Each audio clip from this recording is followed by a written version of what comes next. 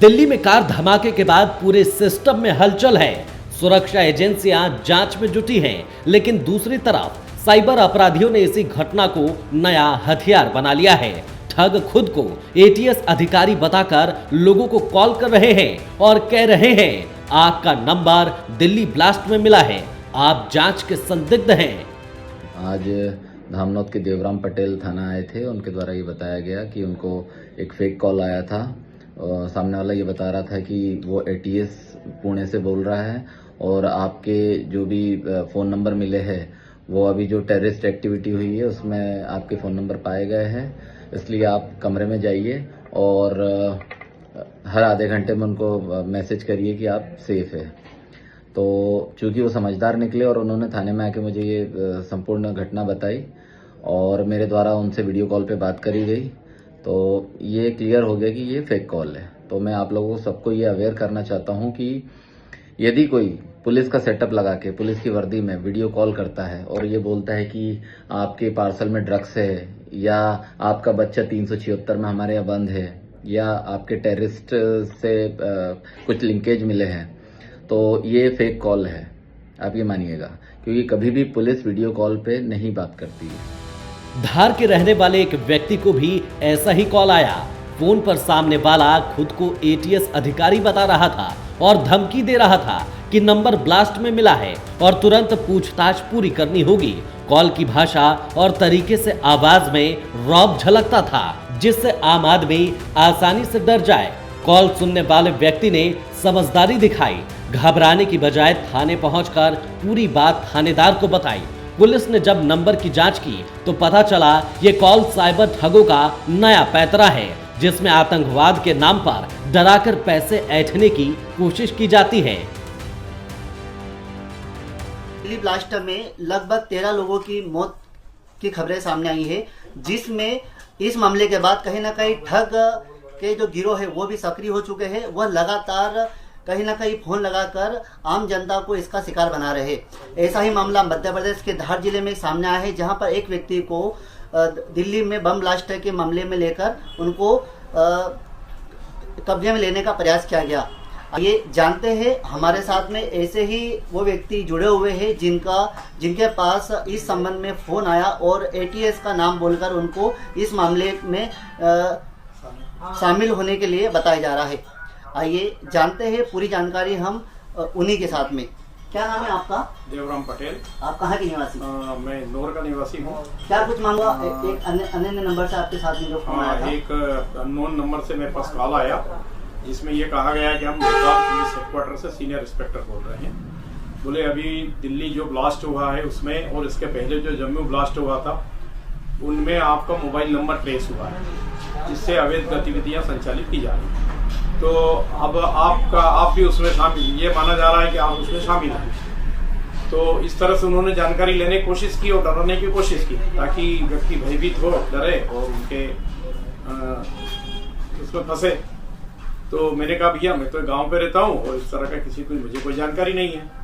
तो उन्होंने कहा कि इस संबंध में आप अगर नहीं है तो हमारा पुणे में एटीएस का ऑफिस है, आप वहां पर हमारे सीनियर अधिकारी से चर्चा कर लीजिए और आपकी कंप्लेन दर्ज कराइए, तो वो जांच करके आपको निरपराध घोषित कर देंगे और आपको ऊपर कोई कार्रवाई नहीं होगी। तो मैंने कहा ठीक है, मुझे समझ आने लगा कि कुछ न कुछ गड़बड़ है। मैंने कहा चलो आगे चर्चा तो करें। उन्होंने भोपाल से फिर एक व्हाट्सएप कॉल आया जिनपे ये कहा गया कि हम पुणे से बोल रहे हैं एटीएस से, और उन्होंने वही वारदात पूरी दोहराई कि दिल्ली और जम्मू में ब्लास्ट हुआ, इसमें आपका नंबर ट्रेस हुआ, ऐसा वैसा सब चीजें करके मुझे पूरा भयभीत करने की कोशिश की गई और कहा गया कि आप सतर्क रहें और हर बिल्कुल किसी को नहीं बताएं, ये हमारे द्वारा जो चर्चा हुई है गोपनीय रखें, हम इसकी जांच करेंगे और हमारे संपर्क में बने रहें ताकि सारी जानकारी सामने आ सके। देशद्रोह का मामला है, देश की सुरक्षा का मामला है, ऐसा वैसा करके ना पूरी तरह से उन्होंने डराने की कोशिश की। मैंने कहा ठीक है, समझेंगे, आप जैसा कह रहा वैसा ही करेंगे, ठीक है। उन्होंने फिर कहा कि हर 30 मिनट में हमें मैसेज करें कि मैं सेफ हूँ और ये वारदात या इस तरह की जो चर्चा हो रही किसी को बता नहीं रहा हूँ। क्या नाम बताया था आपका? देवराम पटेल। ये थे देवराम पटेल जो मामले के निवासी थे।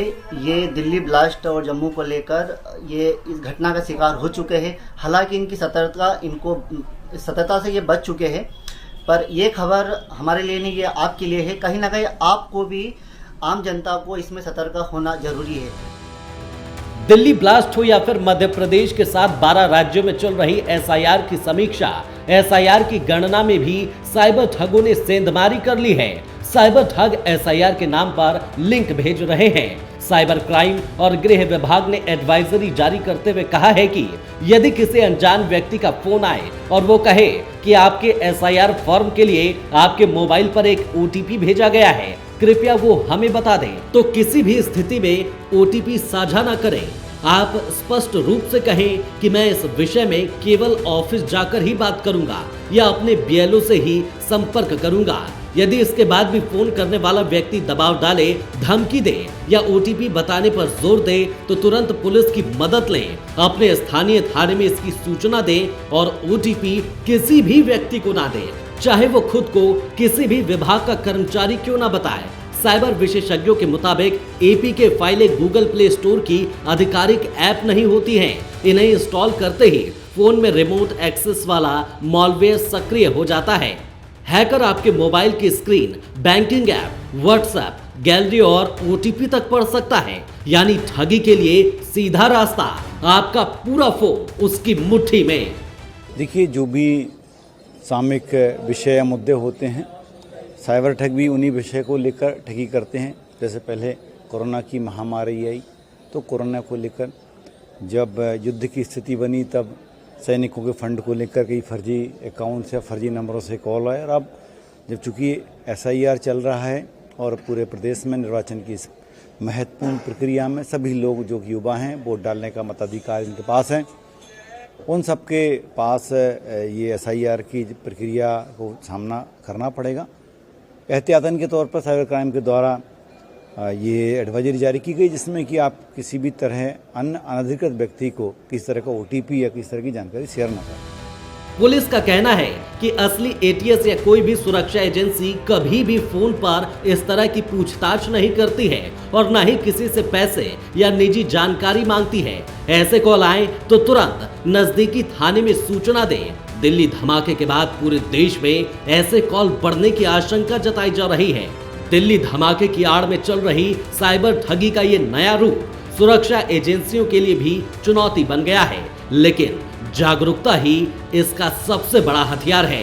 धार से प्राइम न्यूज के लिए सुनील राठौर की रिपोर्ट।